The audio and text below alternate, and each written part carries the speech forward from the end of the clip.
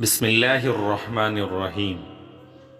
جامع صغیر میں آپ صلی اللہ علیہ وسلم کا ارشاد مبارک ہے، جس میں آپ صلی اللہ علیہ وسلم نے ارشاد فرمایا کہ 3 علامتیں اور نشانیاں جس آدمی میں ہو تو وہ خوش قسمت ہے۔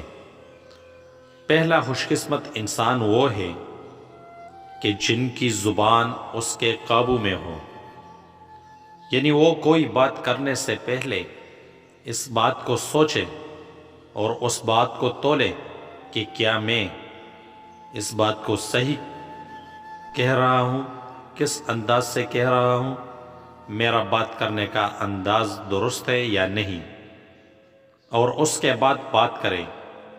اگر مسلمان اس بات کا خیال رکھے کہ ہم نے کیا بولنا ہے اور کیسے بولنا ہے اور کس وقت بولنا ہے، تو یقین جانیں ایسا مسلمان بہت خوش قسمت ہے، بلکہ ایسا کوئی بھی انسان خوش قسمت ہو سکتا ہے۔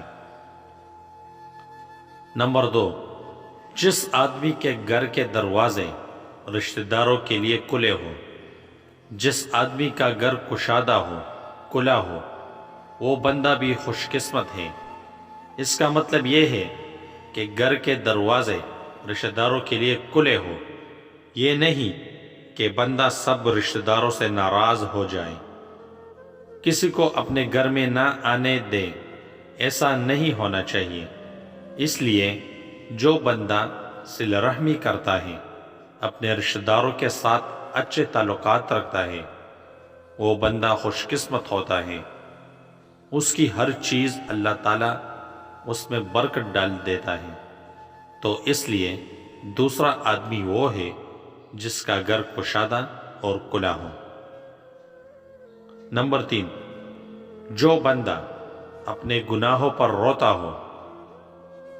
تیسرے بندے کے بارے میں ارشاد فرمایا کہ خوش قسمت ہے وہ آدمی جو اپنے گناہوں پر روتا ہو، یعنی جس بندے کا دل سخت نہ ہو۔ دل سخت کیسے ہوتا ہے؟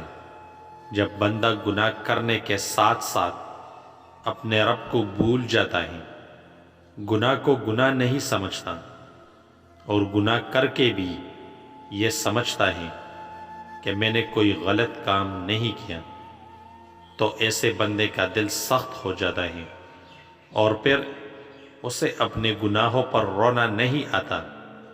تو جو بندہ اپنے گناہ پر روتا ہے، چھوٹے گناہ ہو یا بڑے گناہ ہو، اللہ تعالیٰ سے معافی مانگتا ہے کہ اے اللہ، میں تیرا بندہ ہوں، بندہ ہونے کی وجہ سے میرے سے گناہ ہو جاتے ہیں۔